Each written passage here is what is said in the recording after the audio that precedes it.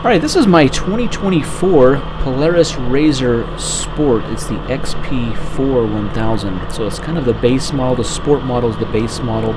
It still has a lot of great features. I've owned this for a couple years now. I got this in like September of 2023. And this is when they first came out. And I chose the 2024 model because it has a lot of redesigned new improvements on that. And in this video I want to talk about some of those improvements. Just give you guys some overall feedback on this and show this trail ride.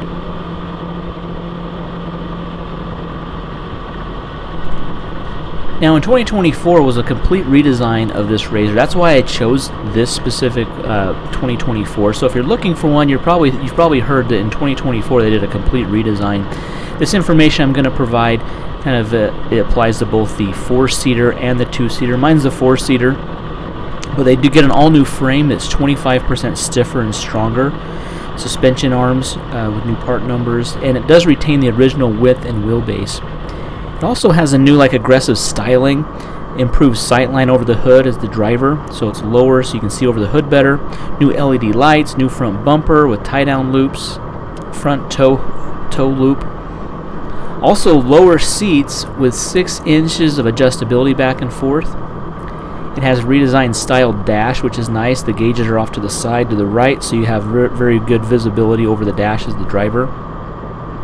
In the dash, also you have storage bins in front of the driver and the passenger that are molded into the dash, and they're dust-free and waterproof areas for storage. There's a smaller steering wheel and quick-turning steering rack for better maneuverability with the new EPS Assistant map. Solid doors now have front hinges and inner latches that are indexed on the exterior. The XP4's front seats are moved back 1.5 inches, with the rear seats are raised for stadium seating for the rear passengers to be able to see out a little better. And there's also been a redesign of the engine, so it's a Gen 2 ProStar inline twin engine, puts out 114 horsepower, so it's just a little more powerful than the previous generation. Has a new vented head, it's tuned for increased mid-range, and an impressive between 15 to 30 mile an hour acceleration. That's all transmitted through a new hybrid turbo Ranger transmission with lower ranges, stronger output splines, increased bearing strength, and a geared reverse instead of chain. It also has a new alternator. The new CVT transmission has a larger belt, better ducting, and more cooling airflow for lower belt temperatures and longer life. The driveline upgrade includes stronger prop shaft, axles, and stronger welded frame that has less bolted joints, so less vibration and rattles. The new rounded roll cage, has A-pillar support tubes, inner strengthening tubes up top, and B-pillar triangulation supports. And the rear 2.5 Walker-Evans needle shocks now have triple springs and revised rebound damping. And removable 4 bolts in the bed tray improves engine access for maintenance. So for all of those reasons, that is why I chose the 2024. There's also now used ones available. So there's ones that are maybe a year or two old that people have put some miles on, and you can buy these used. So I would say look at a 2024 and newer RZR if you're looking for one. There's a couple different trims you can get.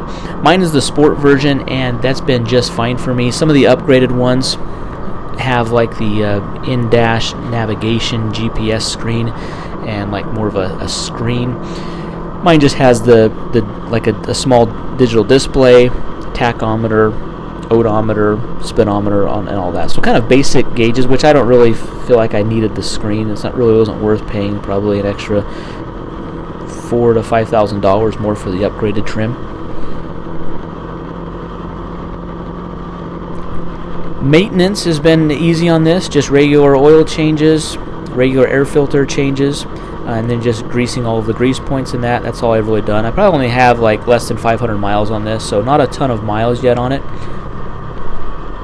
It's also been very reliable. Haven't had to change the belt. The belt is new and improved, so I'm going to get a little longer belt life out of it. Mine also has the street legal kit on it. You can see the side view mirror in the video here. It also has turn signals, brake lights, front lights, and a horn. So it's completely street legal. So I can drive this.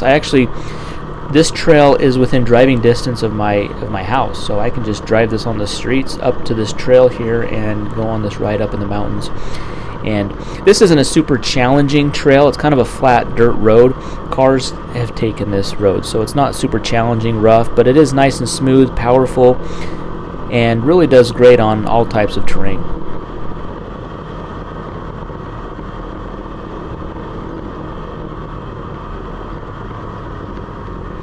Now in this video you can probably hear the engine noise quite a bit, and I have the sound turned down quite a bit on the engine noise, but it is noisy when you're driving this. If you want to talk to the person next to you, you really have to yell. We have these headsets that have a built-in microphone and kind of like noise canceling headphones on them. Those work really well because we're able to communicate easily with the person next to you and you don't have to yell. Otherwise there really would be no communication in that. We also use like dust masks as well, as you can see as cars are passing. If you're riding with another group of people on the trails, there's going to be a lot of dust. So we use dust masks and these headphones with the noise canceling and the microphone that connect to the other people. It works really well.